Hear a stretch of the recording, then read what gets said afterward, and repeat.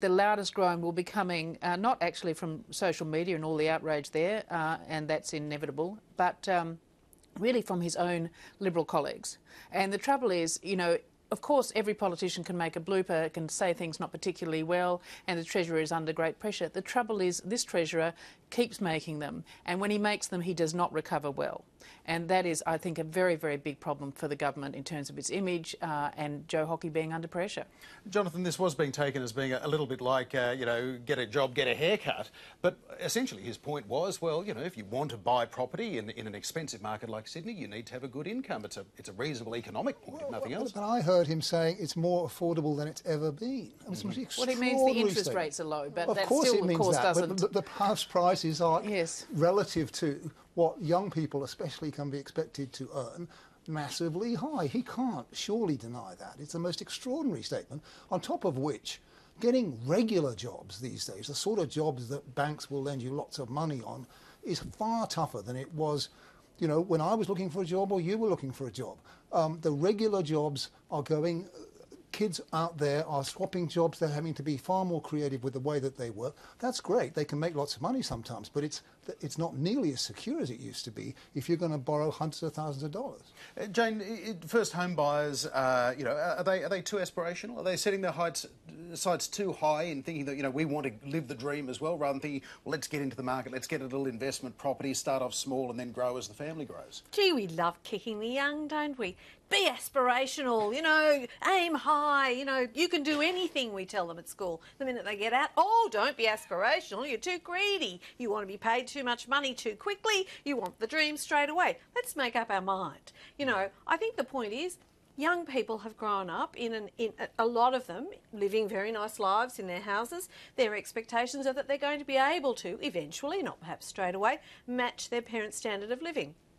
Unfortunately, that may or may not be possible for a lot of them. A lot of the jobs that don't pay particularly brilliant in terms of salary are really, really necessary things like nursing, police, AMBOs, teachers, you know, people like that. Now, actually, they're the people who can leave and get a better job. They're highly qualified, they're very, very skilled, and they're in demand in the private market. But if they all leave, guess who's in trouble? We are. We desperately need those people. Not that there's any simple answer to this, and that's why it's easy to pick on Joe Hockey. He clearly said the wrong thing, very stupid thing, but there is no easy answer to this, and to suggest that there is ridiculous. Chris, does this gaffe make it more difficult for Joe Hockey to reassure people that this isn't a dangerous bubble in places like Sydney and parts of Melbourne as well?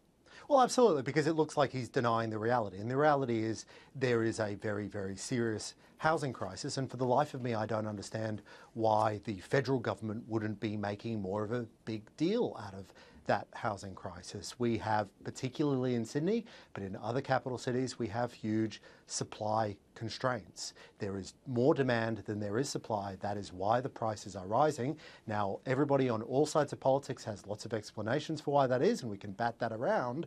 But the idea that there is no crisis or that the affordability of housing is not declining is fantasy stuff. I mean, he is right in that if you want to get a house, then, you know, get a good job. But the problem is what constitutes a good job is getting, you know, higher and higher and higher and higher and pushing out more and more people from the market. There is a serious systemic issue that the federal government should have something to say about, but apparently does not.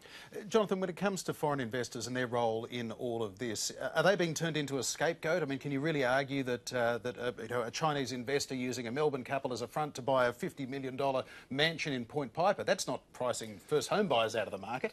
No, it's not, but I think there are, if you go to any of these tower blocks of brand new apartments that are being built in the middle of Sydney right now, one-bedroom apartments that sort of place that maybe you might hope to be able to buy as a first-home buyer.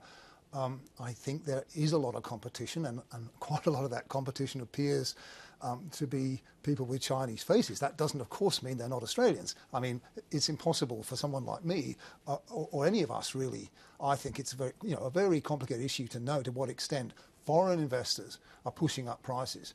And Jenny would probably know a lot more about it than I do.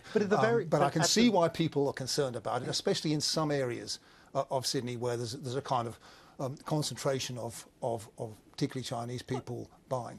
And you do come across it, because I went not that long ago to an auction accompanying my daughter and her husband, who were indeed looking to buy their first home. And there were people, real estate agents, standing in the auction as people bid on a whole lot of different kinds of houses, some quite expensive, some inexpensive, obviously, for first-time buyers. And they would say, I've got an investor on the phone from Hong Kong, and unfortunately the entire room would groan.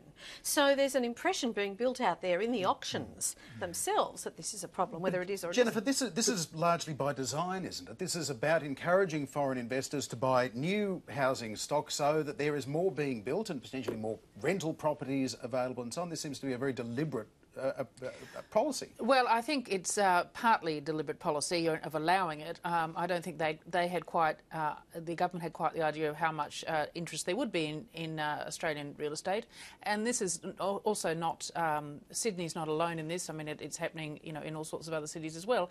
And there have been limits. And yes, it is true that to some extent they do add to the housing stock. And that's the reason that so many of these new apartments are building, because that level of demand is there and people are willing to pay those prices. So I think it's not absolutely key, but it is certainly one of the influences that are going on. And the fact, of course, that the government's selected to target is the fact that the proper rules about Chinese people who were not resident here, unless they were students, aren't really supposed to be buying existing property.